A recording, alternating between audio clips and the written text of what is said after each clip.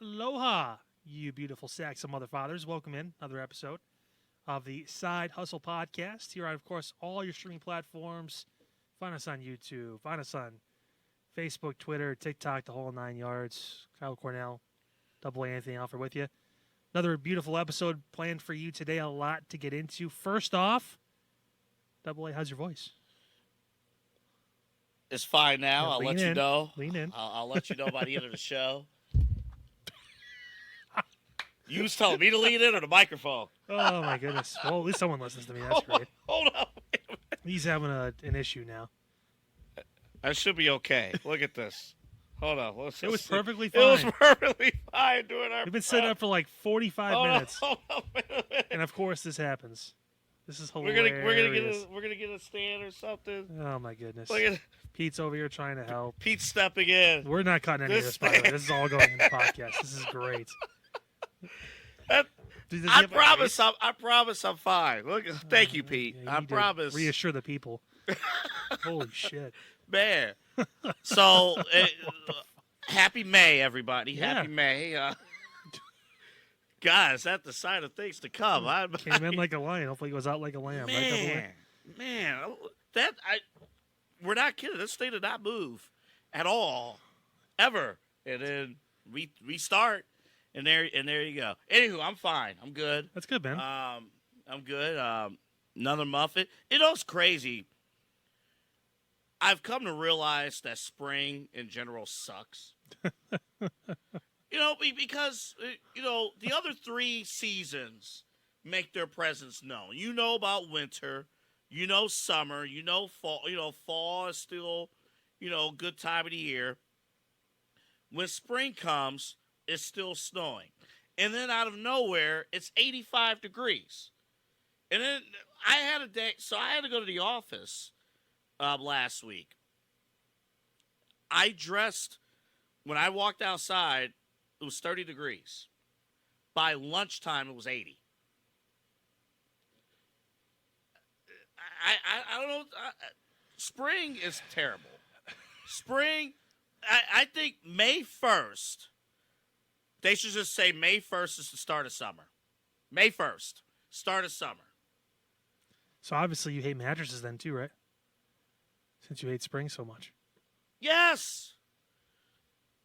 Because they I can make jokes without being inappropriate. This is great. Because they wear down. They don't work at the moment you get the mattress. It loses value every time you sleep on it. Now, speaking of wearing down and not working, do you have an apology to issue me at some point at the beginning of the show for the bullshit you spewed last week? What did I say? I mean, you control the editing, so I guess you can fudge it if you want. What did I say? I will not edit this out. I will not edit the first 5 minutes of the show. What did I say? So, Double A, of course, like I predicted, was riding high off of AEW Dynasty, and he told me they're gonna build on this. I got faith, and I told him you're literally climbing a ladder without any rungs on it. Like there's nowhere to go, except straight the fuck down. And it took us. We told you guys, and I'm going to officially apologize from my end as well. We told you we were going to both watch AEW Dynamite last week. We watched. You're apologizing on behalf of yourself. You're damn right. On behalf of your heart. Yeah. Because I gave it, guys, 11 fucking minutes. And you're going to see why later. Yeah. But I gave it 11 minutes before I was like, man, they fucked up the show. And then I watched the end of the show and the last angle on the show. It's the angle they've been flying high about. I guess the most talked about angle in professional wrestling. Yeah, all 670,000 fans that watched the show. Super. What were Raw ratings this past week? Anybody want to guess? 3 fucking times AEW's.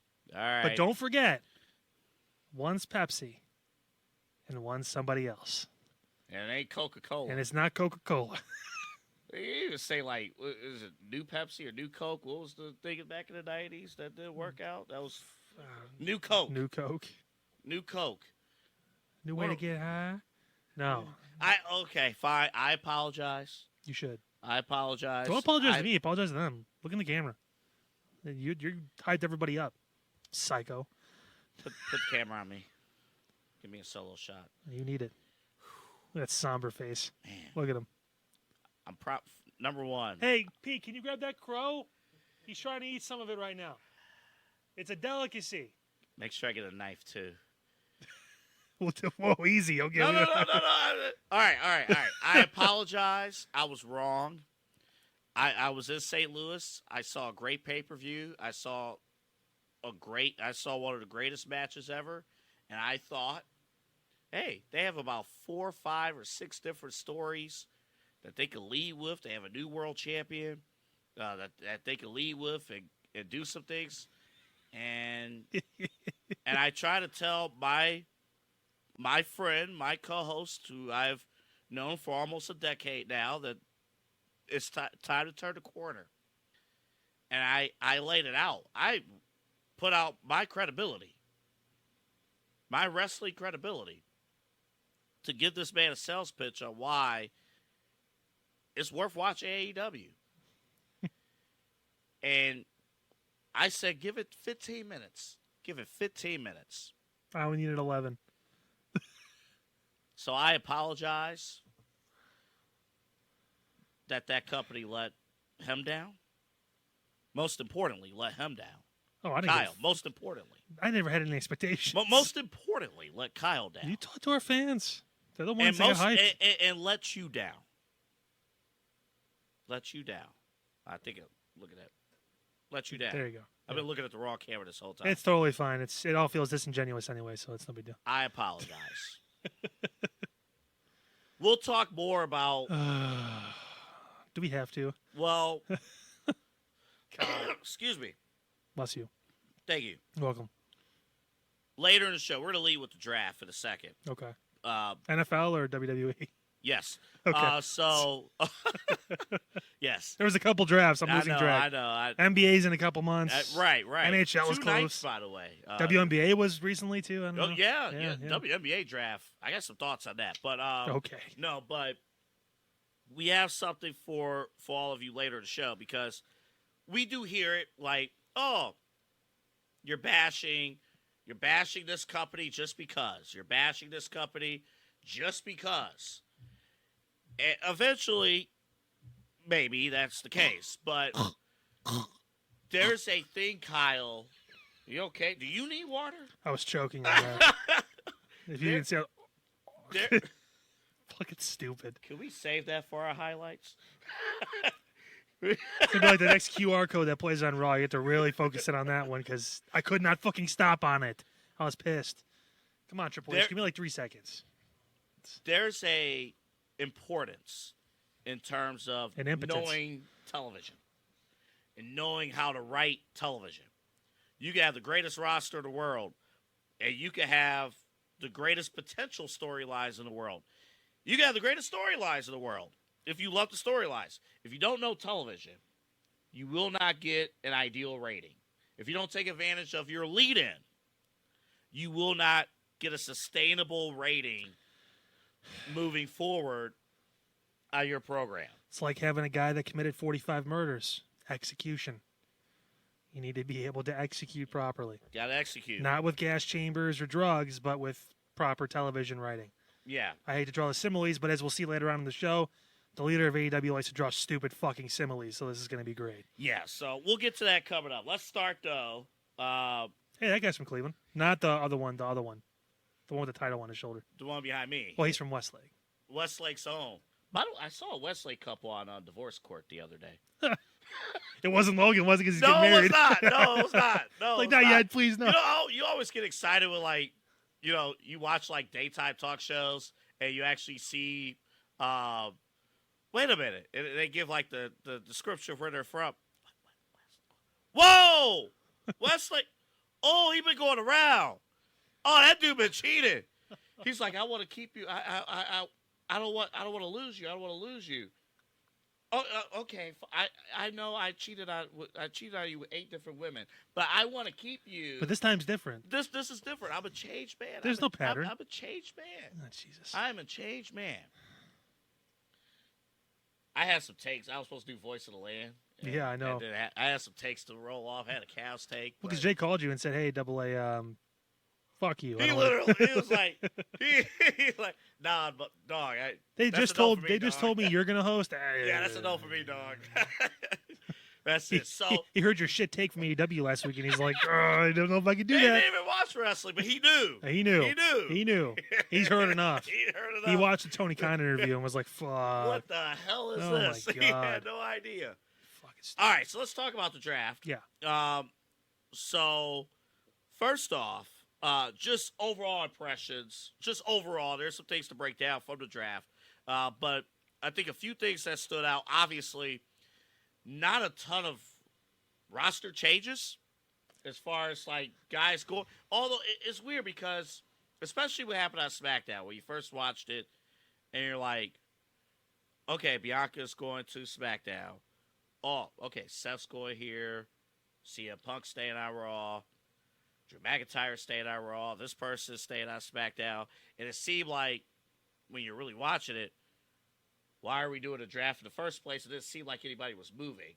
But in total, there was some movement with the two main rosters, and of course NXT's involvement too, which we'll get to in a second. But your overall impressions of the draft after these 2 days? Yeah, I mean, kind of what we expected, right? I mean, we kind of thought it was going to be tough because when you protect all your champions too, it's hard to really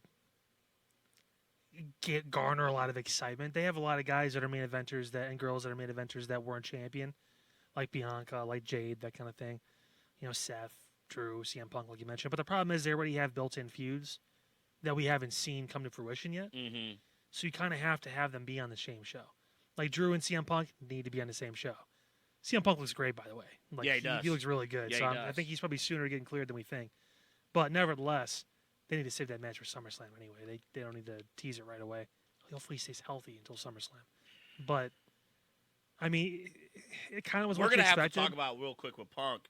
At some point, do you allow him to wrestle at all, even at live events? You have to. Leading into SummerSlam. You have to, because if he doesn't, he's gonna go in like he did to the Royal Rumble and have basically one match under his belt. Mm-hmm. And you're putting a lot of plans on this guy. So he has to have the calluses in there.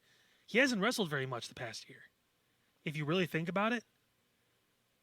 Like, yeah, a handful of matches, if that. It's like, hard. It's hard to, because he came back when Collision started, I think in June of last year. That's right. And only wrestled a handful of matches there, and then had the All-In match, and that was it. So we're 11 months in since 10 and a half months in since the start of Bubbles feared Collision. For his life. Oh, yeah. sorry. Yeah. By the way, yeah, Tony Khan's nickname, as you can tell by our background, Bubbles. Yeah, he's Bubbles now.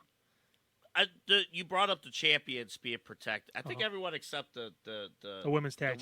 Tag. Which makes sense now because they're probably going to lose to Jade and Bianca. So having them all together on Raw makes a lot of sense. And I think it's smart, too. Like, there's not that much depth with the women's tag team division. So they're building it a little bit. I mean, there's actual tag teams. I agree. I'm not saying... Which is kind of cool. Normally there's nothing, right? Right. I'm not saying that as a criticism. I'm saying it in terms of, well... If it feels needed that you could go to all three shows, even NXT when they need the pop, the champions being protected. I thought that was interesting. I thought it was interesting that it was all the singles champions. Of course, the first thing I brought up to you before we started taping, the odd like Becky and Charlotte exchange from a couple years ago, but again, that's why they renamed the championships. It's, you don't have. Oh, this champion's on Raw now, so they can't have the SmackDown championship anymore. They have to have the Raw title. Which None they didn't do anymore. They didn't do it for a while. They would keep the titles on the people. Like I think Asuka was on SmackDown for like 3 months with the title. It's like, what the fuck are they doing? Yeah, it was annoying, and I was telling you about that because I was back. I was like, it's bullshit. Like, yeah, it made no sense. What the fuck are they doing with these titles? Like, just switch them. Same with the tag team titles. I'm glad they actually brought those back too, the way they are now, much better. I mean, but like I said, you already have built-in feuds, and they've mixed it up just enough to where you can obviously have new challengers, that kind of thing, and it makes sense and work its way through. The one I was surprised about was LA Knight staying on SmackDown. Me too. I thought for sure that he was going to jump to Raw just because, again, I don't see him on Cody's level yet. They can get there, obviously, over time with proper booking, something AEW doesn't know anything about. I don't care anymore. I'm throwing shots throughout the entire show, just like AEW does at WWE. But nevertheless, they need one of these Pride bottles. They need one of those Pride bottles. They need some pride, not some prime. I think they have the problem. The Pride is not the problem. The Pride is staying. The Pride went to Raw. Yeah, well, yeah. They finally called him the Pride. How about that? Took a minute. How about that? Yeah. How about that? I do agree with you on LA Knight, but I wonder. It seems to be like you're gonna feed him to Cody at some point, maybe. I don't think they're gonna keep him separate. I don't know if they keep. I know he's way over. It screams U.S. title feud. I know. It seems like. I'm not gonna say. The writers have kind of cooled off on LA a little bit, but it's clear he is not at the apex that he was going into I think a Crown Jewel, the pay-per-view match against Roman. Which is crazy. He won his WrestleMania match, but then he obviously went on to lose against AJ. There was some outside interference, whatever. I mean, but still, I think he needs to win a mid-card title first. Yeah.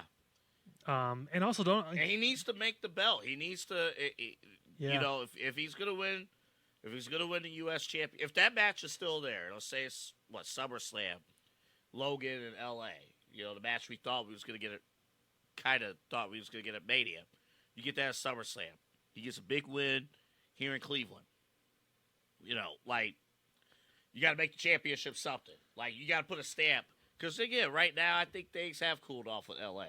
Yeah, but like with Cody too, he's going to be busy for a while because I imagine we'll see how this AJ match goes on Saturday. I mean, I would think they'd want to run it back with another stipulation, whatever it is. But I think his first real feud is going to be important, like his first real feud. Cody's. Yes, and I think that there has to be. They've tied so much history into all of this, and it's going to be, I think, a little bit of time before the Bloodline get back into that picture. So having a guy like Randy just sitting there. Team with fucking Kevin Owens. Like, perfect time to have Randy flip over now, turn on KO, and basically go back to all that, and then look at Cody and say, okay, like, you know, I brought your ass here. I got you to where you were, where you felt confident enough in 2016 to leave. Now I'm gonna humble you. I'm gonna bring you back down. It was about that writes itself, and that gets stretched all throughout the summer into, you know, possibly a huge match at SummerSlam. If you can't get like a Cody Roman match or whatever it is, I mean, Cody and Randy is probably the next best thing. If Rock's not going to be around, possible because he might not be at SummerSlam. We don't know. And Randy is over enough. He's earned that legacy. Is Randy? Can he also present himself as a company guy with the Rock kind of in Randy's ear too? He could. Very well. Gun for hire, right? I mean, I'm coming in, I'm taking that because The Rock wants me to, that kind of thing, you know? I mean, it's always tough with legacy superstars because if we had Randy Orton in the studio right now and we asked him, hey, would you prefer to be a babyface or a heel? Oh, he'd say heel. We all know what he would say. They all say heel because it's more fun being a bad guy. And like, Randy especially. You get to look at kids in the crowd and say, boy, if Randy, if Orton can have one more run, but it's as a heel.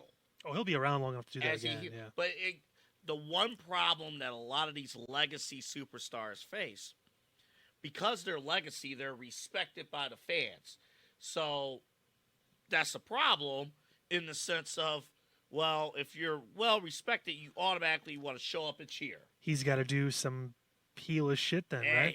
He start putting some people in the head again. Does he have it in him to do Kiss Triple H's wife on the mouth. Does he have it? Do it again. She's back. She's around. You got to do it like 5 times. And she can't like show up on Raw the next night. I don't think they can do that anymore, especially with all the shit going on in WWE now. That storyline ain't going to work. Anytime they do any sort of like relationship angle now, I get kind of nervous because I'm just like, how are people going to take this? You know? It's so different than back when we watched in like the late 90s, early 2000s, all that stuff, all the different like, oh, they're dating who, and the Matt Hardy Lita thing would not fly today. Can't do that. Can't do it. This is a shame because, again, I have great reference of that storyline in particular. We're going so off topic. The draft. The draft was great. Yeah, those guys. The draft was Yeah. great. Patrick Mahomes was on Raw. Pretty cool. Pretty cool. He acted as a heel. Didn't matter. Gave Logan Paul 3 of his Super Bowl rings. Yeah. Didn't matter. It's all good. JD went down and got punched in the head, and that actually made me pop when I saw that, when he took the towel off his head, and he was like, what's going on? What's happening? Is it bad? And Damian Priest's like, he's like, oh, like, oh, man. Yeah, that was fun. That was really fun. Braun Strowman. Nice. Not a fan of Braun Strowman. So this is only temporary. There will be things that take place here soon that will pull him over. I think that having him be draftable, they needed names in this draft too, right? And he's a former champion and all that stuff. So I don't mind him being back. I just think Braun Strowman's a dumbass. Wow. I just think he's a dumbass. I dare you to say it to his face. I will do green screen. One of the people I'm going to try and get on the show before SummerSlam or like during SummerSlam week is Braun Strowman, and I'm going to tell him, listen, I know you're on Zoom right now or they're not in studio, but just so you know, this guy called you a dumbass like 3 months ago. Why is he a dumbass? What did he do? He's stupid. Well, you're not explaining yourself. I don't have to explain. You tell me your why homework. Do your research. Is it because why? Why? Because he's country strong? What's the? Why is he Well, why is he attacking? Why was he trying to attack Patrick Mahomes? He wasn't. He got in his face. Yeah, because it was part of the angle, and then his lineman showed up, and the sad part is Braun's bigger than both of his fucking linemen too, which is hilarious. And Casey still need bigger boys than that. Right. That's pretty funny. It's true. They do. In case he still won the Super Bowl. Shit. Maybe Braun Strowman can play for the Bills, you know. Play him at the end. He's quick. I've seen him run around that ring. Man. Zoom. Man. See, why is he tough? What? You're the smarter one of the show. You pick a few with Tony Khan, who's like this tall, and you know he's crippled now, and you do whatever you want. I pick a few with Braun Strowman. Well, so you're having Patrick Mahomes there. You want to involve him, right? Because he's the best player in the NFL. Right oh now. yeah. So he's got to be involved somehow because again, you're drawing more eyes. It's NFL Draft Week 2, or it's the weekend Monday after the draft. So NFL's fresh in everybody's mind. You know, the other company had a guy there, even though he was doing this in a neck brace, which you can't fucking do in a neck brace, idiot. But nevertheless, all right, McAfee, you got to get him. They were great with that, by the way. That was fantastic. Why the fuck is that guy moving his neck? Like, it was hilarious. I love their Mel Kiper. It was great. We got to find a Mel Kiper. We do draft coverage next year. Mel Kiper for the WWE Draft. Yeah, we got to. Actually, I didn't put that on the slide. They need a Mel Kiper. They tried to get Booker T to do it. Ah, man. In the back, he was their analyst. Yeah, they need a Mel Kiper to do. But one little note that I thought was interesting: Damage Control is on Raw. They split up Damage Control and Bailey. I thought they was gonna try to milk maybe Dakota Kai Bailey feud, but the timing worked out. The timing didn't work out. Yeah, well, they're doing the Tiffany Stratton thing over there too on SmackDown. They're really putting her over big time. Yeah, and I told you. I mean, Io Sky is a good challenger for Becky. I mean, that's going to be a fun feud they eventually do at some point. All of a sudden, the women's division over on SmackDown kind of there's some names now because you got Tiffany. They're Nia going over to SmackDown. You have on the same brand as Bianca and Jade too. On the same brand, so that's going to be fun. At some point, I'm sure they're going to cross paths because she's going to try and troll and beat up the entire division, and those two are sitting there like, "Bitch, we can lift you with one arm." And Bailey, and again, Bailey and Nia will be a fun feud in the summer whenever they get to it. That's going to be a really after fun this pay-per-view. Yeah, after the pay-per-view or premium live event. Yeah, after this pay-per-view. You got to pay that much for it. After this pay-per-view, when they start that feud, I think that's going to be fun because you almost need to see Bailey. Let's see her face adversity. Obviously, away from Damage Control. Yeah. Now you got Nia. There are people who legitimately cannot stand Nia Jax. I was in that camp 2 years ago. Mm-hmm. Like, even I think before when she first came back, I was like, And again, I didn't have a problem with her. Yeah. It was the fact she was hurting everybody. I know. Yeah, this is when different. you're not safe. Yeah. Like, it's a problem because especially in a women's division, you want to try and get people over. You want to make Right. sure they can be there every week. You don't have the flexibility of having 10 or 11 guys that are all super over. Like every woman that, and it's not fair, but every woman that's on that show that's not a 4-horsewoman or like Jade or Bianca, who's been pushed over so far to the point where everyone just loves her. I mean, not everyone has that. You have a lot of Candice LeRae's and Indy Hartwell's and those kind of level of girls that are trying so hard to get over. But again, it takes so much time. And if they're missing time because they're hurt, Liv Morgan, shit like that, this pops up and this is an issue. You can't have that happen. But at least now the reason why certain people don't like Nia is because she's a fantastic heel. Good. She played the crowd great on that- Monday. She played it because Liv was supposed to be, I told you, she's supposed to try and lean in slightly to the heel tweener. And they booed the fuck out of Nia Jax. Like, it was great. And she just ate it all up. She's like, fine, if you're not going to boo Liv, you're going to boo me. And then Liv adjusted too, making some comments when she's walking down, talking after she's like in between sentences. Can we discuss real quick this little entanglement situation that's about to be forming over there? I think we know Bo Dallas's first target when he debuts his Uncle Howdy. Yeah. Dude, I mean, can we holy talk shit. about who walked out of a certain locker room?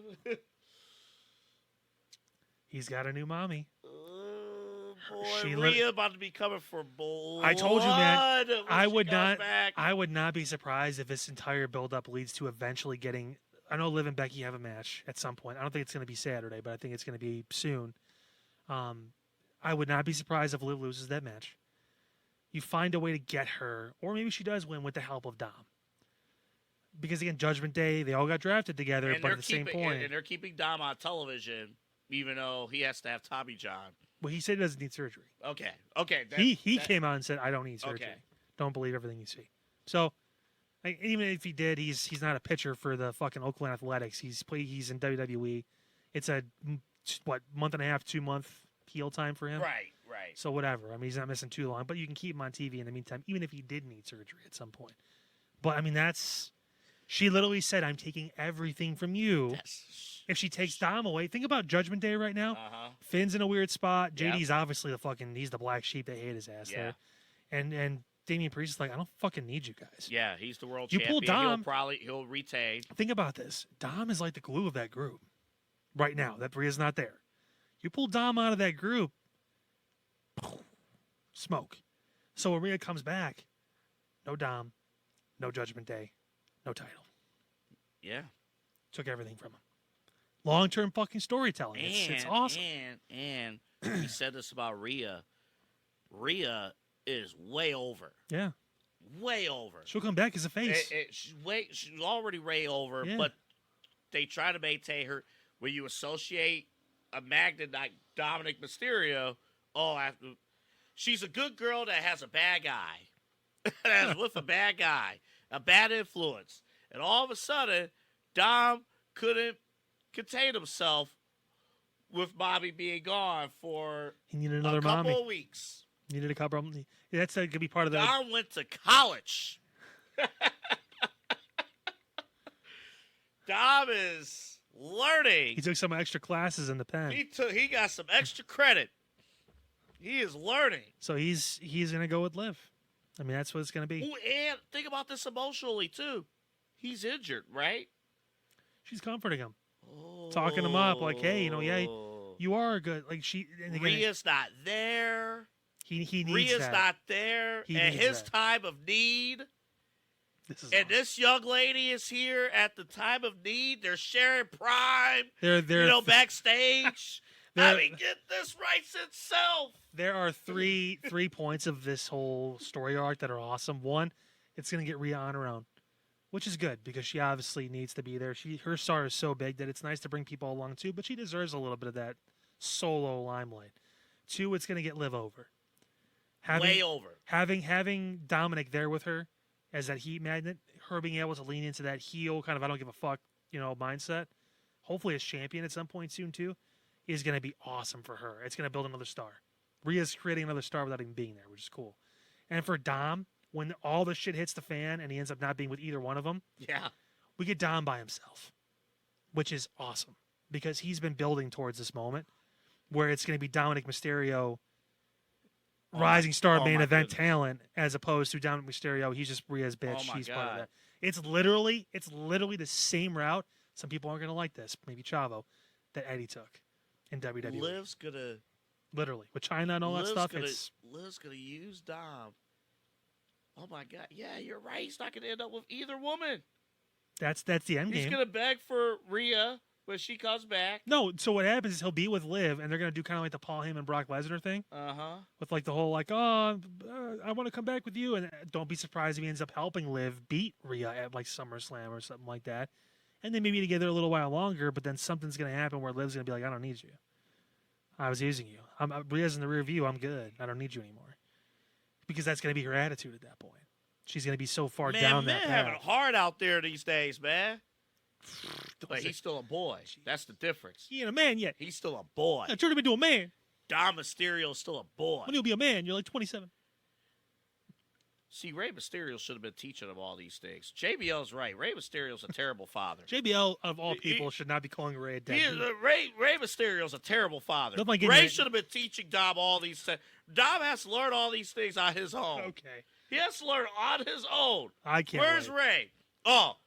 They're on the same show now. They can make it happen. Oh, They should do counseling.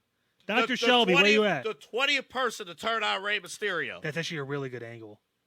Oh, that's a damn good angle. If they did like counseling with Rey and Dom, they brought back Dr. Shelby, who did Daniel and Kane. Yeah, that would be great. That's how you get to another match, maybe with Rey and Dom, or maybe they eventually get the tag titles back. I don't know. They could be the tag team that comes together. Because LWO is going to fall apart, I'm assuming, at some point. Oh yeah. With I wouldn't be surprised if Zelina turned on Rey Mysterio at this point. And she'll yell at herself returning.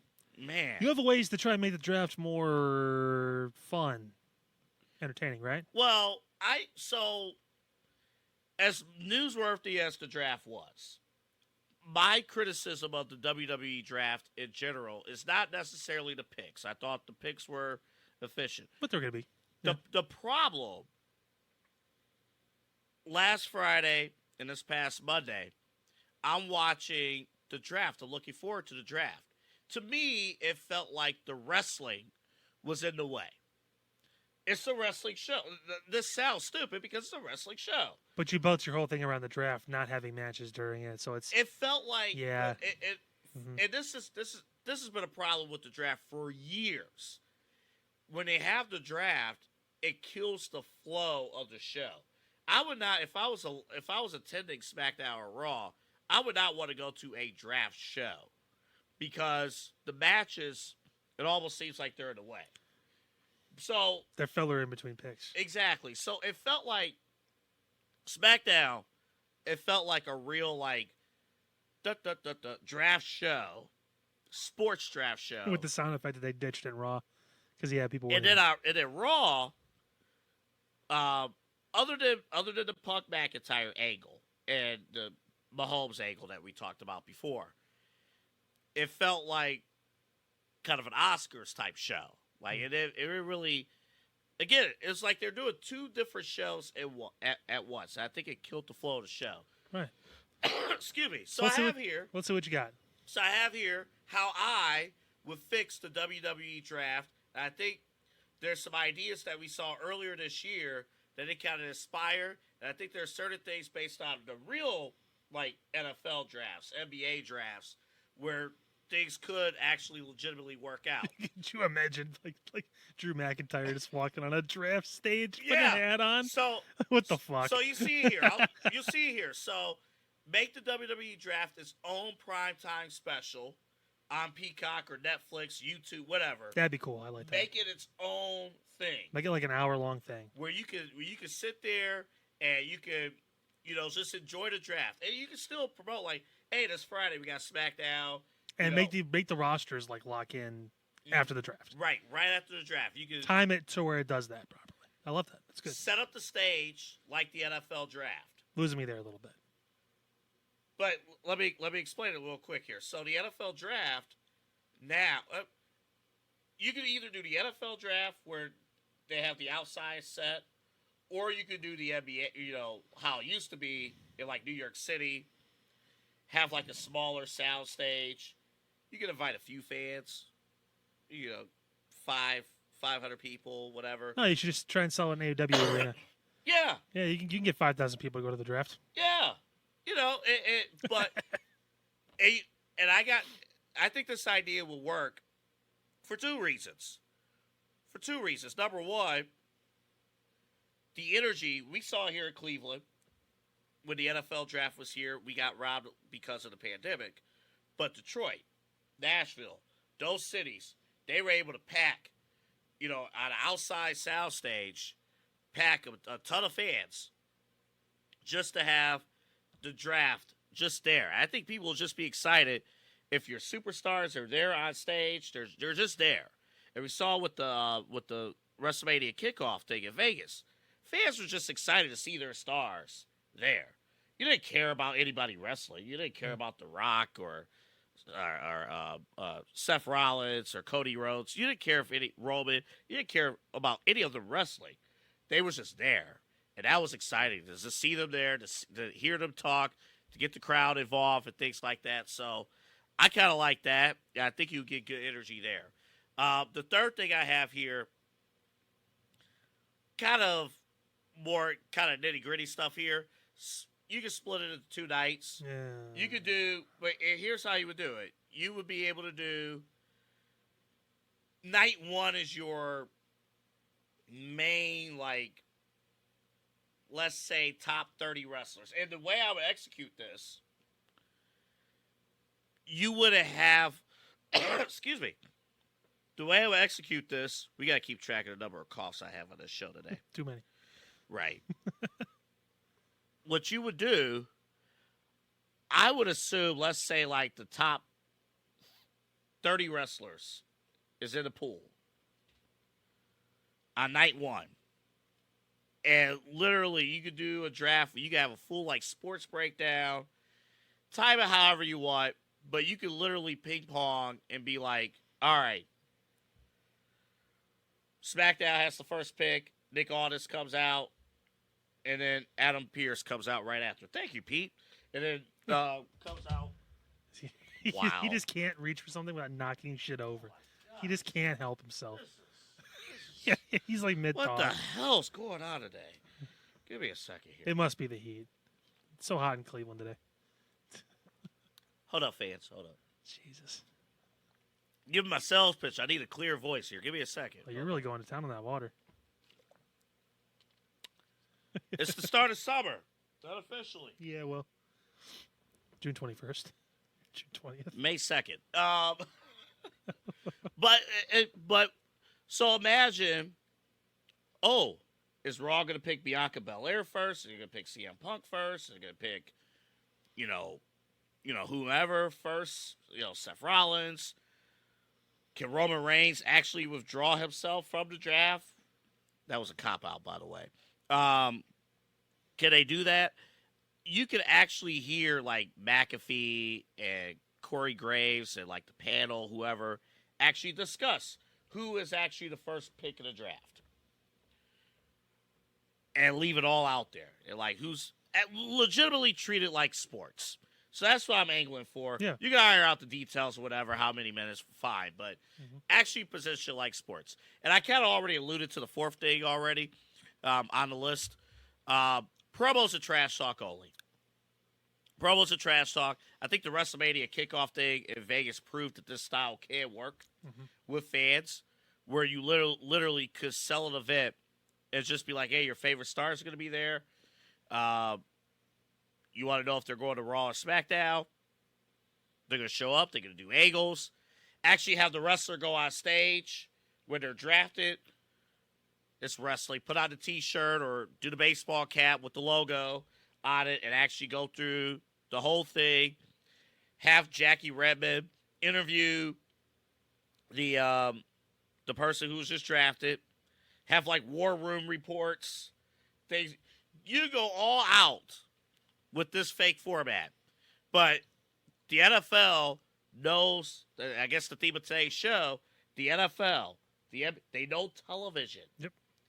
They know TV, and they know how to draw things out. So instead of getting high ratings for Raw and getting a pretty good rating against the NFL draft for SmackDown, you mentioned the key part.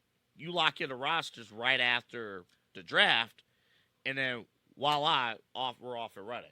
So can I go down your list? Yeah, go ahead. Okay, so and please take your time because I need some time. I need some more water, yeah. Excuse me. There you go. So the first one, I love it. Makes a lot of sense. Make the W. Can you keep up in a 2-shot too? I know he's drinking, but it's fine. He's gonna be doing that the rest of the show. But it's totally cool. So make the WWE Draft its own primetime special. That's perfect. Like on a Wednesday, ironically enough, you could probably do that. Yeah, get more reviews on the draft than fucking Dynamite. Which that'd be hilarious if they did that. Troll them. Tony. Bubbles, Bob. All right, yeah. Do that. I love that. We're gonna stick with that. I like Bubbles, so we're gonna stick great. with that. Actually, you know what? They should do it on Netflix so they get more people viewing a stream than they do actually watching TV. That'd be fantastic.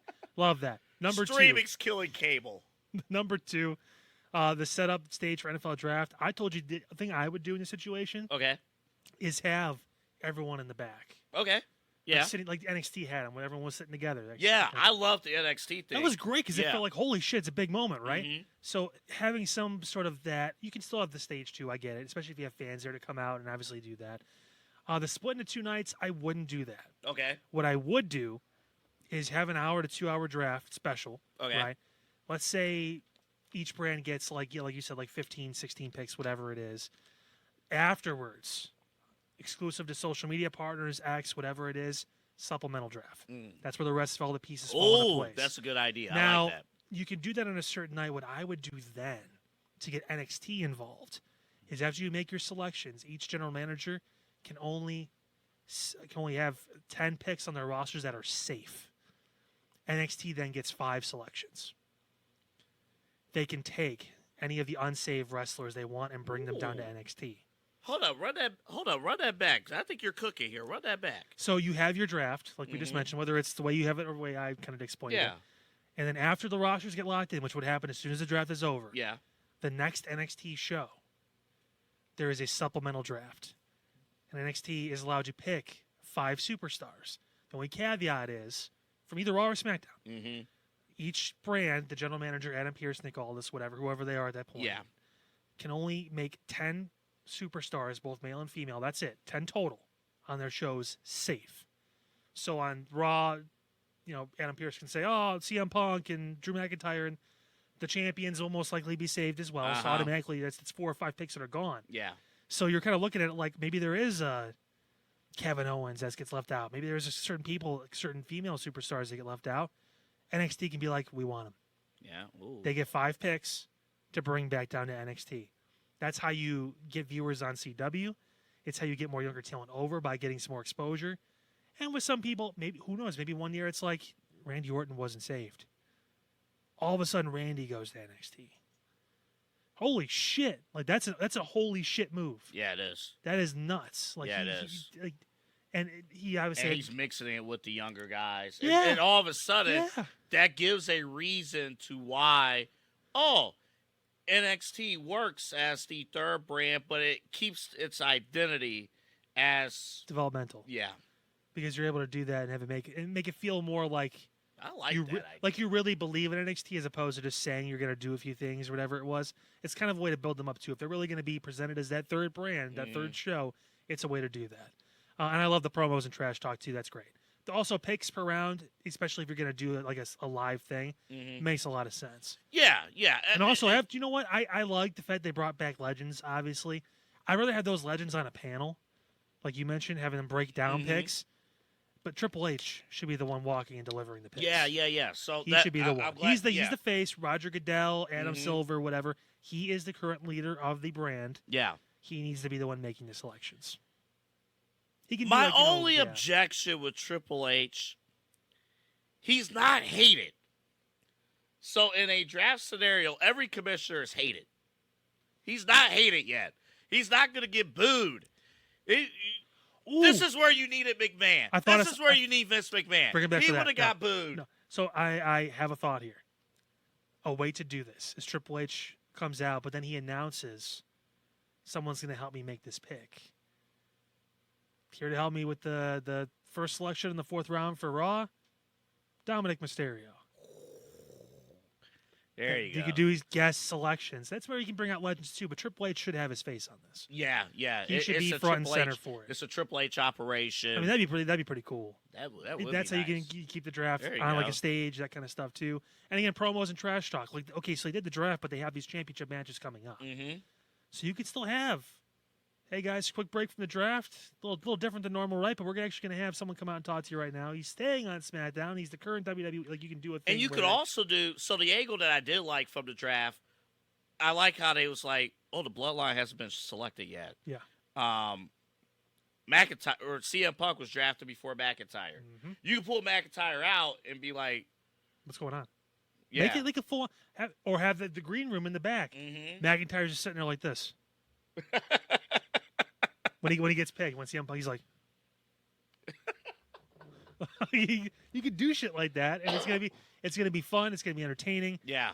And you can keep your wrestling shows. Your wrestling shows to build angles, but this can be like supplemental to all of it. Oh, yeah. And it really, give it the platform, because the Raw, the ratings went way up. Mm-hmm. SmackDown, I'm pretty sure, was still pretty up too. Like, it's one of those things where you can capitalize on that, and I'm sure after seeing all the NFL draft stuff again, maybe it's in their mind to do something like that. Well, and they plan to have, they did this on purpose to have their draft, WWE, same weekend, same time as the NFL draft, kind of to have that in their mind. And there were some elements that worked with this, the war room in the back, having the legends going, having members of the Dudley Boys in opposite war rooms, which I thought was pretty cool. And, little things like that. So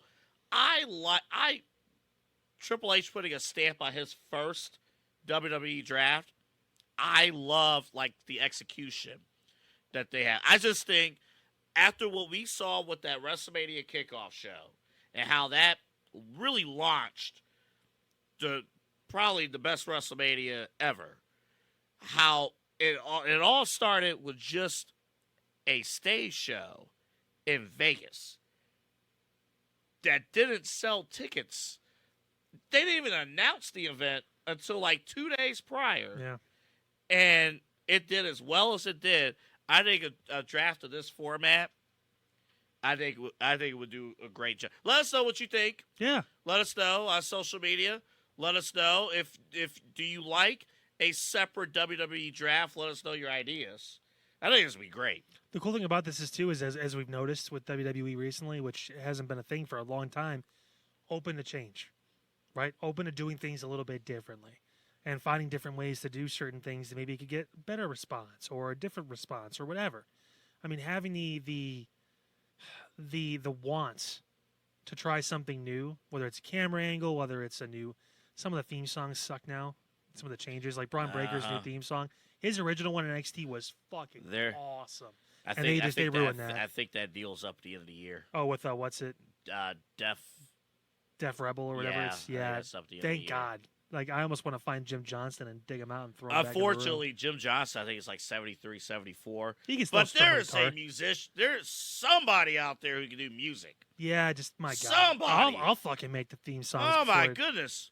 We have a drum set here in the studio. We could try somebody out. And again, so like I said before, just because we're very critical of AEW doesn't mean we're not critical of WWE too. I mean, the new theme songs. Goodness. Did you hear Randy's new possible theme song? Garbage. It was bad. Trash. He killed that shit right away. The problem is Braun Breaker can't do that because he's not Randy Orton. Yeah. But Randy's like, I'm not fucking coming out to that. Keep my song. What the fuck? Why would change is good, but not people love my song. So, speaking of which, we'll go through this quick here. Yeah. This partnership will continue. Good. This will continue. Yeah. Drew McIntyre. He had a Goldberg take about it.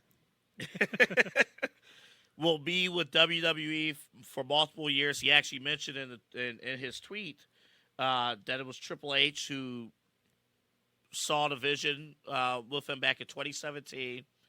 And the amount of growth that we've seen, and we even saw a video of The Rock several years ago when he was asked who in that locker room could be a breakout star. And Drew McIntyre was the name that The Rock brought up. And Drew McIntyre, obviously, he put it together ever since he stepped back into WWE, he's put in work in TNA, but he put it all together, did work in the pandemic. But we have chronicled ever since day one of our podcast what he has been able to do in the last 6, 7, 8, 9 months. They had a mission to keep this guy at WWE successful, and they have done that. And rightfully so. I mean, he's going to be one of the highest paid people there for a good reason. He's been killing it, and it's not going away anytime soon. The attitude he's brought, and I told you, the reason why he was the most over heel in the company. Stop dropping shit. Jesus. I had double A last week. Fucking finish my thought. That's what I get. That's what I get. Anyway. Fuck. I think my mom saw that, too. This is Alfred. I want to apologize for your son just completely losing his shit last week. All right? It's insane. But nevertheless. Yeah. Yeah, worked into a shoot. Keep this up. It sound like Regis. Go ahead. Keep going. That guy did. I'm not Kelly. Fuck you. Pete's the eye candy. Anyway, no, it's good for WWE. It's good for Drew. There is no other viable alternative to go where you're going to be presented the way he is. Mm-hmm. I mean, he could have went to AEW and floundered in a feud with the fucking Bucks and Omega, who is he going to wrestle soon? I don't know. I think he took Tony's place as the authority figure, from what I heard. I didn't watch it. Go fucking figure. I gave it a chance for 10 minutes and it burned my eyes out of my fucking skull. Again, still to come. We'll get to it where they went wrong shortly. We'll get to it shortly because I don't want to talk about it forever. We're not going to spend much time on this. It's cool. It's cool for him to get recognized. This is what needed to happen. We mentioned a couple weeks ago, we had the 4 names, including MJF, Becky, and Sethel You up had there. Drew jumping ship, I think. I did. I thought... So he was wrong twice. No, I... Apologize again. I'm not apologizing for that one. That was an educated thought. Guess. No, you know what? I thought AEW was going to make a stronger run at him. I was wrong there. Their owner's a little busy getting pile drive in the ring and saying some things on the air he shouldn't. Yeah, I don't. Their owner can't. A little distracted. Can't turn his neck like Triple H can in this photo. And Triple H doesn't have a neck, so that should tell you all you need to know. The thing has been point. gone for years. Yeah, that's a good but point. the traps, legit. Still ripped. Yep. Still. By the way, Triple H, you're an executive. Button up your shirt. What are you doing? Come on, it's Triple H. You're an You are Paul. You are Paul. Paul, button up that shirt. Leverque. This fucking guy. Oh, hold on. Can I do... What a screen. What to go from such professionalism to such bullshit in one little fucking click of a button. One more time. Holy shit. Look, 2 professional stars in the industry working his way through. One guy who's already been there. Then, ass clown. As literally one of the not even joking. As one of the people in his promotion would call him a fucking ass clown. Hold up, I have to ask Pete. When you see this photo, what's the first thing that jumps to your mind when you see this photo? We're gonna ink block you. I don't even know, honestly, but ass clown pretty much sums it up. This guy doesn't. I don't know if I could put it better than that. So Pete, you guys know if you watch the show, Pete does not watch wrestling. His exposure to wrestling is the hour and a half we spend with you once a week, right? That's his exposure to But this. we always joke that we love talking wrestling with people who don't watch wrestling because I think we get the most entertaining comments. Yeah, and we try to be entertaining with it too, right? You know what? He actually looks like a guy that is suing a wrestling organization because he tried to do something at home and got injured. That's true.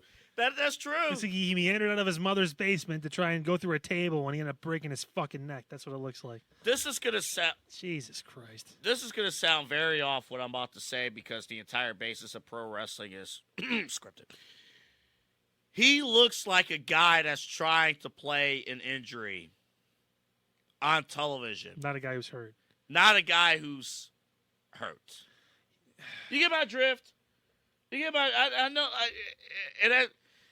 if you get it, you get it. Like it's If you're really, and you mentioned it earlier, McAfee. If you have a neck injury, It's worse when he's in the corner. if It's you're so much hurt, worse. courtesy of NFL Network, by Yeah, the way. yeah. If you are hurt,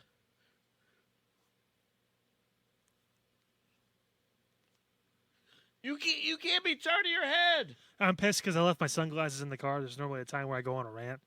But nevertheless, I get to do it without the sunglasses today. First things first. If you Rest in hurt your... peace, Uncle Phil. Yeah.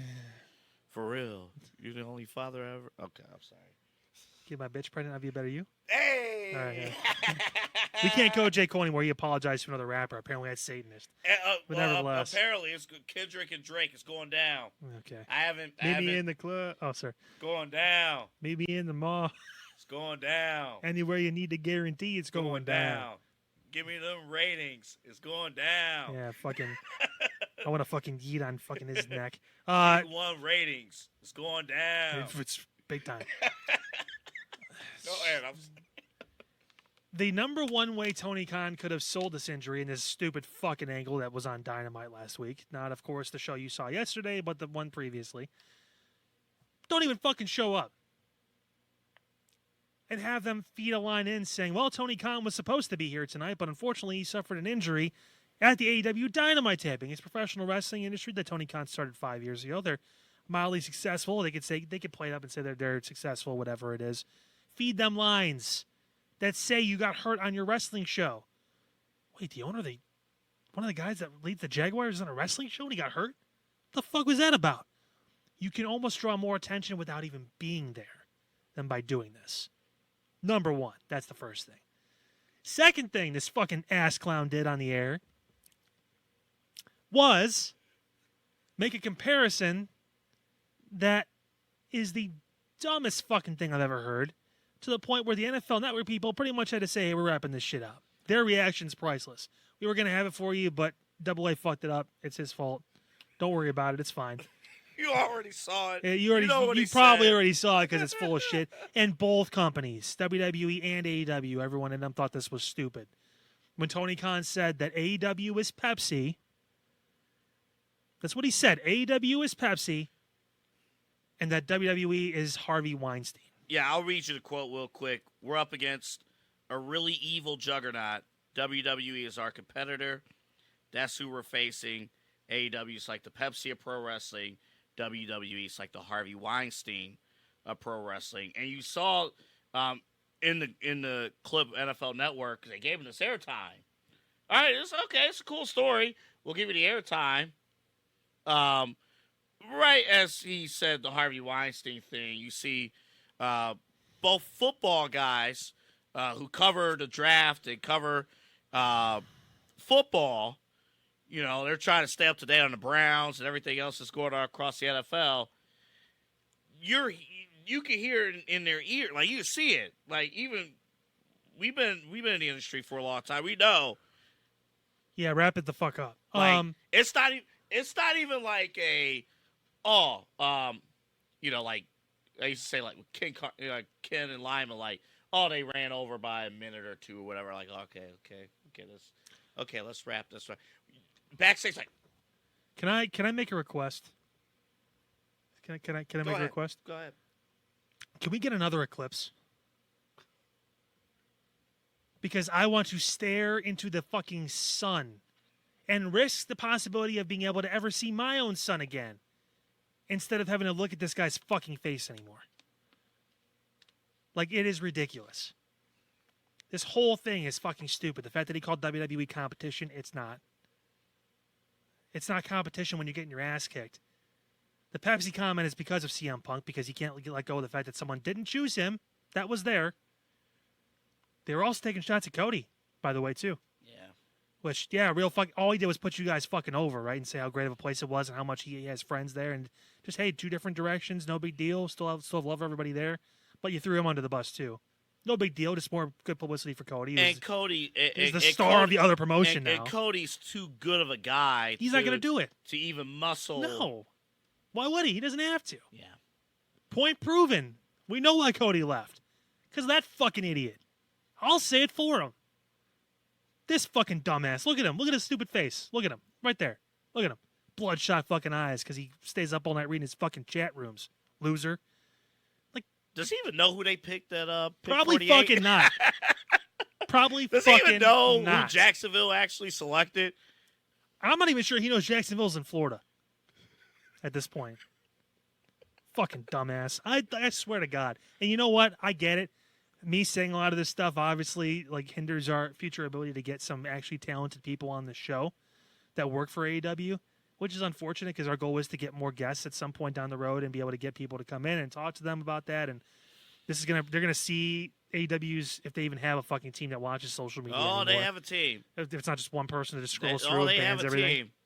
Yeah, This is the same team that took down security footage that You they posted aired. it. You That fucking, they aired. You Then they aired it on took your it down. national television show. You fucking idiot. God, so stupid. Just so dumb. Like it. Can I do this one more time? Professional. Click it. Idiot. One more time. Professional. Ass clown. One more. Solid. Fucking stupid son of a bitch. Like, just. The fact that no one's been able to get into this guy's ear and tell him, like, dude, you're fucking crashing and burning this show. And the fucking Turner says we're doing great, and they're happy with their reaction. But here's the thing. What are they supposed to say? No. But here's the They thing. don't know shit about fuck. But damn. But here's the thing. When it though. comes to pro wrestling, they don't care. They don't know. I think though, because I saw this. I think that when you listen to your core fans, right?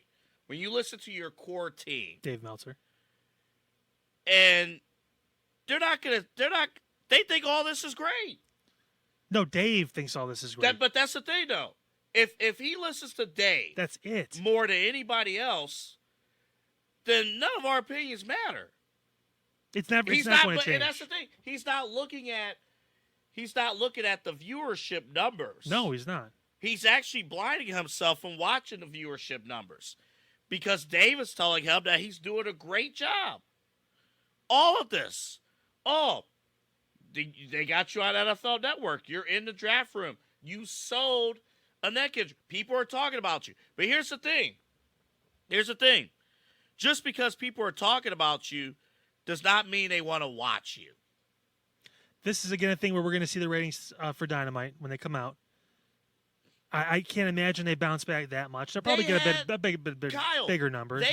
Easy for me to say. All joking aside about what I said last week, they legitimately had 4 or 5 big stories that they could have led with, that could have dominated their show, and we might as well just get to it. Show them. We broke this shit down. Well, I should say Double A did. I don't have the fucking time or patience to do this stupid shit. But he did it. So God bless your soul. So we just happened to tape last week before Dynamite.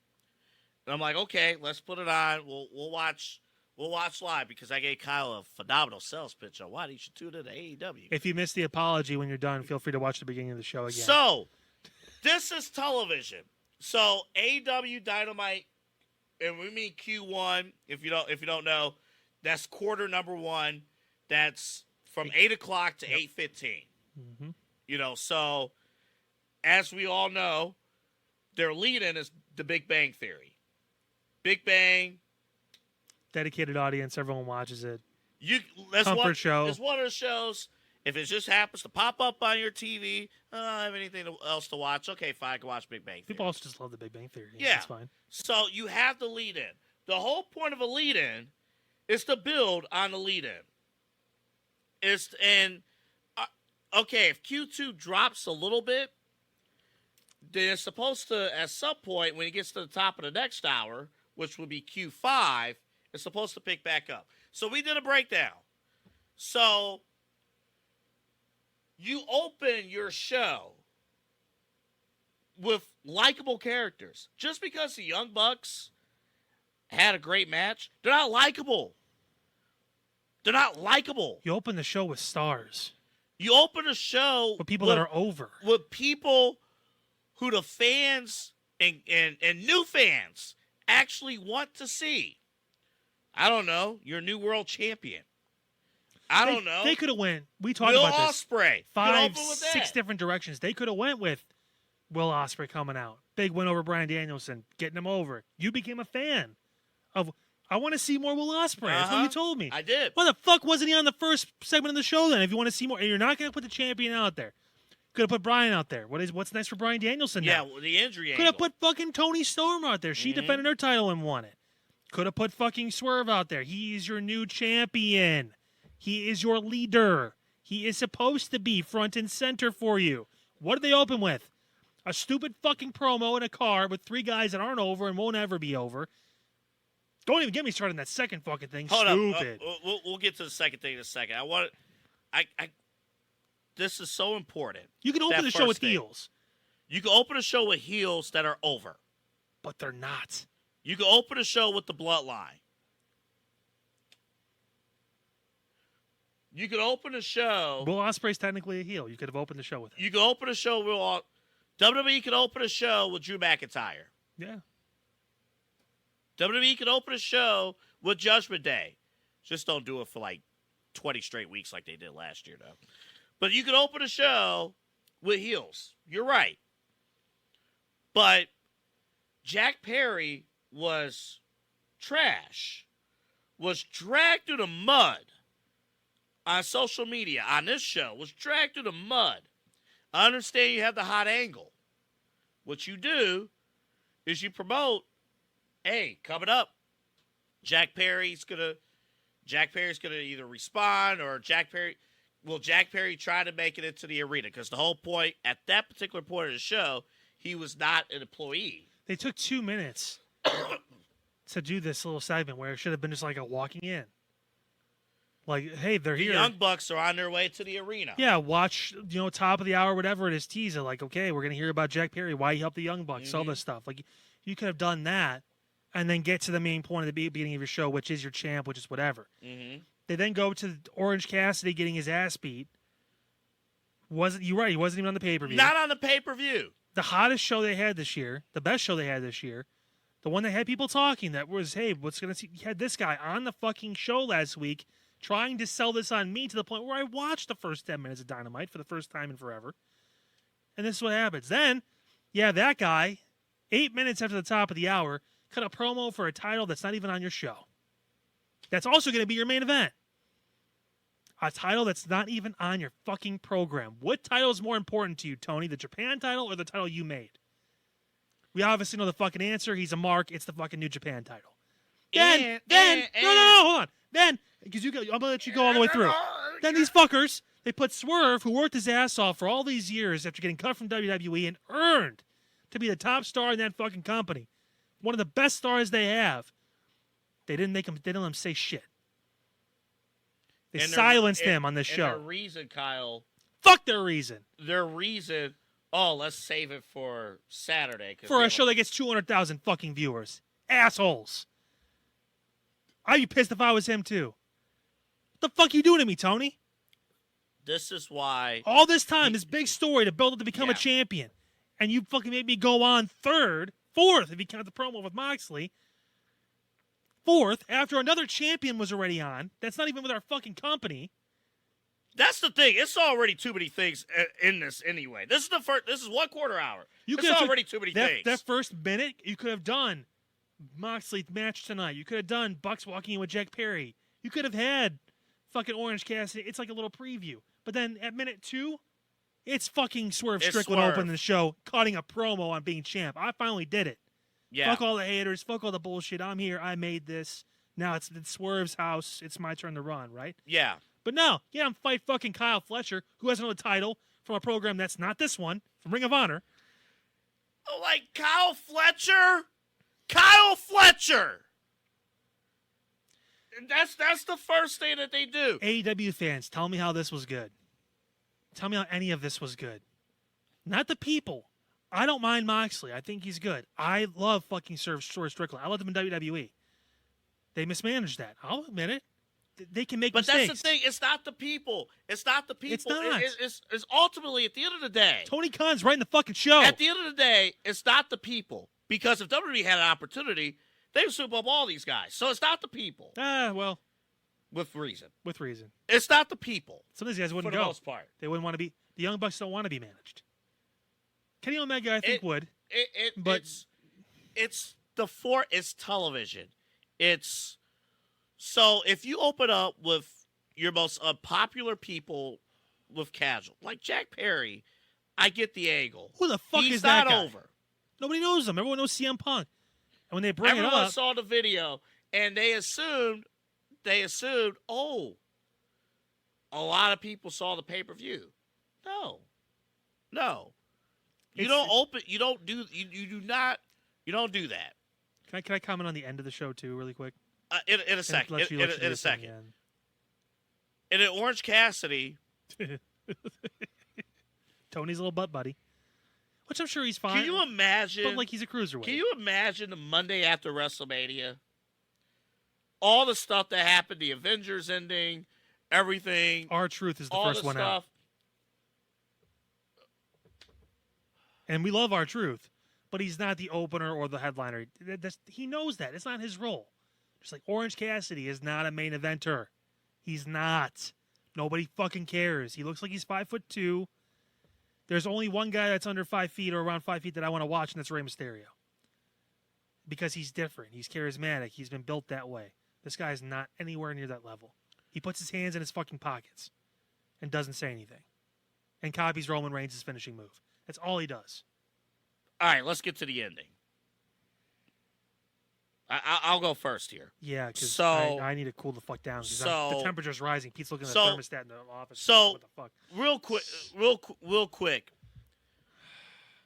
When you have nonsense like this, your Q2 rating goes down because the whole point of ratings is sticking through the commercial break. When they go to picture-in-picture, you want people to stick through. They And lost. actually, I will bring this up. This actually did irritate me. Who? So the fact that Swerve is in the spot that he was, and then the rating goes down, guess who's going to get blamed? Swerve. He's a champion that doesn't bring in viewers. He's not a draw. That's how you crap on your talent. That's how you lose That's people. how you lose people. Cody. That is how you you pull the rug underneath your own talent. That is how. You don't let your new world champion talk. You put him as like the fourth priority, and then we're gonna go to break as soon as the match starts. If you're So not going to then have people him, tune out. So Kyle and I tune out. yeah. We tune out, and Swerve's gonna get blamed, and they're gonna say, "Oh, he's not able to bring in new viewers." People are like, why? So what? He's the champion. So why is he not? Why are these other guys on before him? People maybe thought, if you're watching, if you're a casual fan, you thought maybe Jon Moxley was a champion because he has this promo where he's talking. Why the fuck I thought is Moxley, the way they had Moxley positioned, you would have thought Moxley had the semi-main event he did? at Dynasty. Did he? He didn't have a match, did he? He wasn't even on the card. End of the night, end of the show. They have the promo with of course they have the match because they had to defend other titles on the show. The New Japan Championship, Jon Moxley and whoever the fuck Powerhouse Hobbs. Another guy who's talented. They have a match. I'm sure it was fine. And then Young Bucks come out. Well, not Young Bucks. Jack Perry comes out, calls out Tony Khan. Kind of apologizes half-assedly, maybe a little bit, but more says, like, we made history here. We changed wrestling. No, you didn't. And I saw, like, people like Conrad Thompson. Like, the fact that you think that they didn't change because Eric Bischoff was like, they didn't change shit. They didn't change the business. Bischoff is right. They didn't. There's more places for people to work. They can make some money. What did they do that changed? He's like, well, Cody. I'm like, what the? Cody did all this himself. He built the story himself because they were going to write a story for him about this. His story is him, not the fucking promotion. Cody Rhodes would have found a way to WWE again eventually because that was his goal. Yeah. All along was to be at WWE and to win that championship. Can we talk about Tony Khan as an on-air character? Awful. You look like shit. You're fucking twitching and you're squirming and the fact that Jack Perry doesn't even really apologize and says reinstate me, and he says yeah, give him a hug. What a fucking pussy! Why would you do that? What a fucking little bitch! What? Who feels sorry for that guy? Who feels sorry for Tony Khan after just being just a gullible fucking loser and saying yeah, come back to my promotion after you did what he did, and then who lets the Bucks keep it? If you get assaulted like that, the first move is, hey, if not only are you suspended, but I'm going to fire your ass. Yeah. No, he's going to show up to the draft in a fucking neck brace and talk about the angle. How he's got to stay home and recover. If the ultimate goal, fucking idiot. If the ultimate goal, he's in a unique position. Yeah. And if the ultimate goal was, hey, let's get an AEW personnel who works in the NFL on television for the draft. Do you see what I'm saying though with that? There are ways to execute that and to bring people in. Have his dad talk. How important is the guy that actually has all the money? To be like, my son was on his show and he got hurt. And I'm very mad at those Bucks, those people that did this to him, the two guys that did this to him, and this Jack Perry that did this to him. And we're going to have words, and we're going to figure. The best thing for AEW after this shit promo and this shit setup they did, he doesn't need to be anywhere, out of sight, gone, no camera time, none of that shit. Don't show up, but have people talk for you. Have your dad show the emotion. Angry, mad, give him the fucking dad eyes. When someone tries to fuck with my kid, fuck you think you're doing? Like, have that real emotion in, not this fake carny bullshit. Turning your neck, dude. You fucking. It's worse. It's make the AEW more laughable and look like more of a fucking shit show. I get it. I would not be proud. People commented on this. By the way, they said cheesy wrestling. I get it, but at the same point, this is overboard. Well, these are the type of things that give pro wrestling a bad name, that give pro wrestling fans a bad name, because for all the goodwill that WWE has done with bringing back The Rock, bringing back different people to be fully invested in professional wrestling, in the product, having Patrick Mahomes at your wrestling show, having different things going on. The NFL is the NFL. The NFL platform is still top of the line. Like, it's a big deal to be acknowledged by the National Football League and to be acknowledged in front of that audience. With the best player in the league. Hold on, let me finish this real quick. You're right. So, some may look at this as AEW. Others are just say, oh, this is a wrestling guy. This is a pro wrestling guy. And as a representative of pro wrestling, to go out there and to look like a fool, not only is embarrassing to AEW, I don't care if the fans are like, oh, this is great. You look like a fool, not just to AEW. You made pro wrestling look like amateur hour. When a spotlight is there, you think if Triple H owned the New York Jets, you think Triple H has to pull all this? Triple H could talk for himself. Vince, even though now he's in deep trouble, Vince could go out there and do a respectable interview. Well, towards the end, not so much. Not towards the end. He was starting to lose it a little bit. But for 30 years, he could do a respectable interview. He's 5 years in. He has the platform.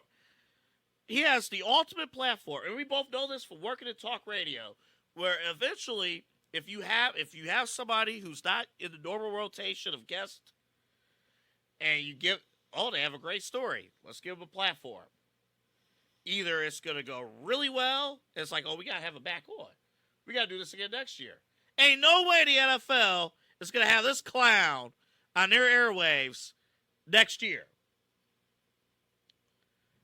And if Jacksonville somehow could go to the Super Bowl or go deep, they won't. But if somehow they did,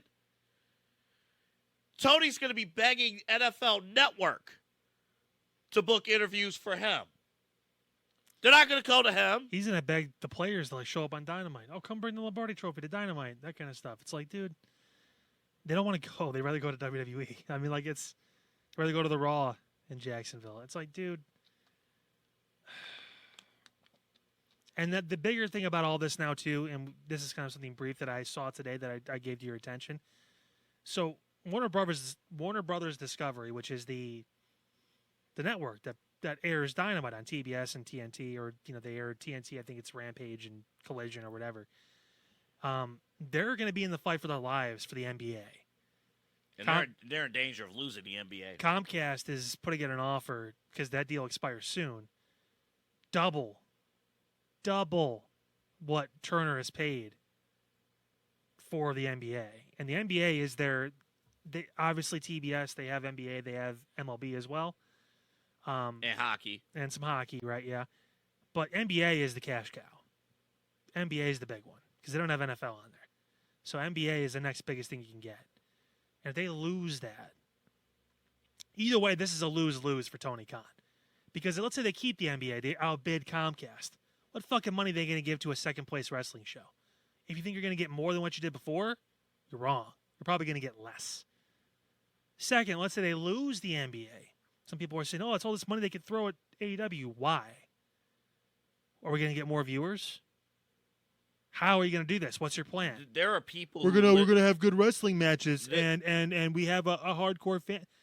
There are people who literally have TNT because they have the NBA, and in a time of cord cutting, Turner may fall apart at that point. Yeah, fuck AEW. Turner will fall apart. In a time of cord cutting, yeah. If Charles Barkley is not on TNT because they lost NBA rights, that. Goodbye to TNT and CBS. It's going to be a downfall of that entire company, that entire network, and that includes these guys. So right now, Tony Khan is in a bit of a lose-lose when it comes to this. I don't know if there is a streaming platform that he can try and follow up with. Would Comcast be willing to do something with them? It involves Peacock, though, so I don't know if WWE exclusive rights, they probably can't even touch it. I mean, Fox is the only other option. And Fox is like, we didn't want to pay for WWE all that money. Why would we want to pay you guys anymore? Yeah. They had the product for 5 years, whatever it was, and they were like, not bad, but we don't want to match that. We'll let them go. And WWE obviously leveraged and got a shit ton of money. So missed out on a big Netflix payday. They're fucked. I mean, this is not even me being like negative towards AEW. It's me being honest right now. All of this, they're in a tough spot. They really are. All of this. It's all negotiation, all negotiating. So if you put yourself out there and you look terrible, what other network executive that television? And I'm of the belief, by the way, that if across professional sports, I'm of the belief that you need a television executive to be either your commissioner or near the top.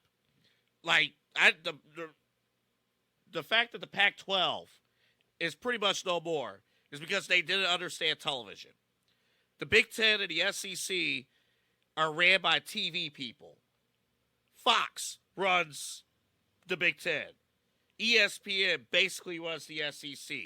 Television is streaming. These are the people that are running entertainment. And if you do not know television, if you do stupid mistakes like this, you're going to be out of a job. You want to know what you remember what Raw did the Monday after WrestleMania, their Q1? That was Rock and Cody. You're a brand new champion that went over in one of the biggest moments ever in professional wrestling. For AEW, Swerve Strickland, that's one of the biggest moments ever. It's their first black champion. That's a huge fucking deal. He needs to be out there. Give this dude a mic and let him fucking go. Let him cook. Hell yeah. Let him cook. Let Will Ospreay cook. Let somebody who's over and likable, let him cook. Or have it be important. Like an actual champion. I guess the Bucks are technically tag team champions, or whatever. Again, cool.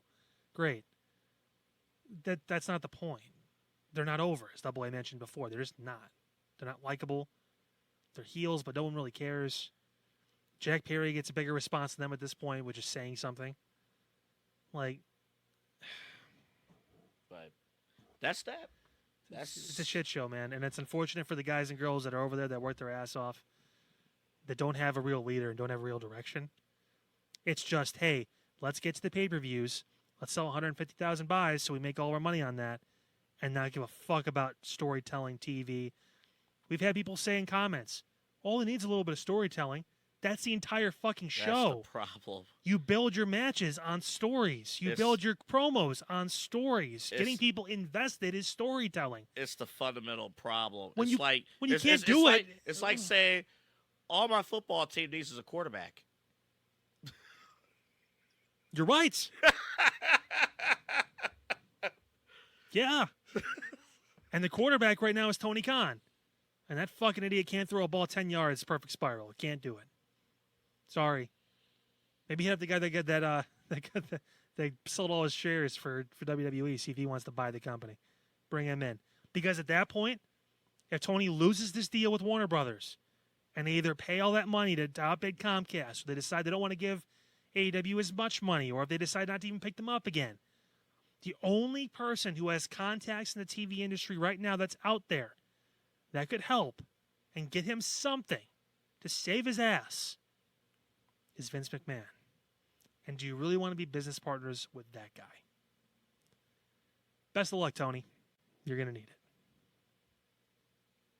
That's a good way to end it. I mean, did we miss anything? Let me check my notes. Let's see. Let's look. Oh, Darby got hit by a bus.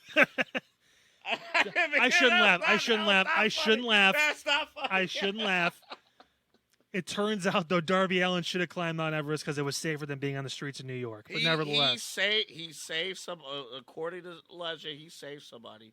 He sacrificed himself. In the worst game of telephone ever in the public eye, Darby Allin dove in front of a bus to save somebody else. Which, that poor young man can't catch a break, can he? When you have... Be less of a hero, Darby, apparently. That's the moral of the story. And Darby is a perfect example. If you have the right people in the locker room, just to rein them in. End of the day, like, yeah, that kind of person, all jokes aside, yeah, like that kind of person who would do that for someone is the kind of person you want in your locker room. The question is, who's leading the locker room? And when the guy leading the locker room, can you pull up that slide one more time? One more. Is that ass clown? It doesn't matter how many nice guys or how many good guys or how many good girls you have in that locker room that have good intentions, that want to do well. When people like that are in charge of your business, it is what it is. I'm legit convinced he did not know who Jacksonville picked with that 48th. Oh, he had no idea. He was too loopy from all the meds because he's hurt. Fucking idiot. He's sitting there laughing, turning his head when they're doing live shots of him at the draft. Rich Eisen's talking about him. TV. I'm on television. My TV. Get off. Get off TV. Sell the fucking injury.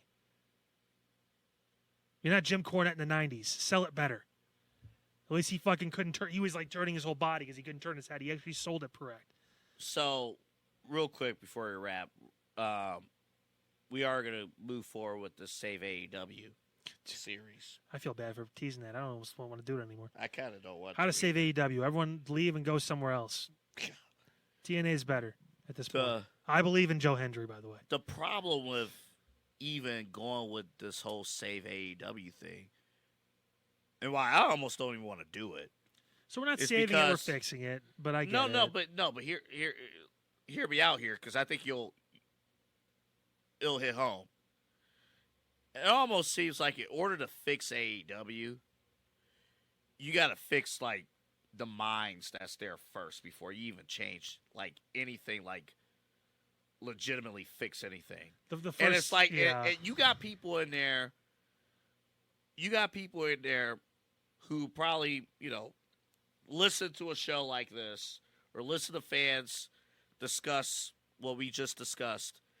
And the first thing they'll say, well, we were talked about. This is good. Any press is good press, except when Any press doesn't press- bring you fucking ratings. Any press is good press. But that's the thing. You got people. Dave Meltzer think this is great. This is the best shit I've ever seen. He thinks this is great. You got people in there. Bet you he's a god in chat You rooms. can't. That's the thing. Tony has the money, and Tony ultimately is an idiot. No, Shad has the money, and Tony's spending it. The like an people idiot. around him, Daniel Bryan and others, Get it together, man. Young Bucks. Okay, fine. Well, Young Bucks, They need to not be EVPs. I'm sorry. but they are. Kenny right now, listen, I've been critical of Kenny Omega in the past, but he's been very open recently about his, and I get it, it's kind of like a face turn for Kenny Omega. It's partially planned, I'm sure, too, on his streams or whatever, but out of the shit he's saying, it's like, I shouldn't be an MVP. I think there should have been a fight at Brawl Out. Sometimes you just need to fight. You need to get it out of your system, and then we shake hands afterwards and we work together. People are like, yes, that is exactly correct. Like, if Kenny Omega can't wrestle, like if his career is essentially kind of shit kebabbed at this point, and that's truly him. It's truly how he feels. And he's never had this power. He even said, I could never book matches. I was never doing anything. Maybe Kenny Omega needs to be in charge. Because I would listen to Kenny Omega a lot more than I listen to that fucking idiot. And that's saying a lot for me, because I've been critical of Kenny before. You have been. But he's what he's been saying lately has been. And again, we see it with business. We see it with sports organizations. We'll talk about that with the Browns. You do everything right, but if you got people in there who don't know, at the top, who don't know what they're doing. They don't know shit from fuck. Then that's it. That's it. Look at this guy. God, what a I was going to walk away and put him. This is good because we have the one shot now, so you won't actually cut in half. I was going to walk away. Just walk away and put him in the full shot. It takes too long for me to get up. He gets up quicker than me, so I couldn't do it. But Just look at him. I'm gonna get sick Look at him. just looking Do at not this. trash talk to the green screen to him directly. Fuck you. All right, we're good. Dude, good guy. Yeah. Too close. Still close, but not as close. Okay. All right, we're done. Thank you. We'll see you guys next week. Enjoy.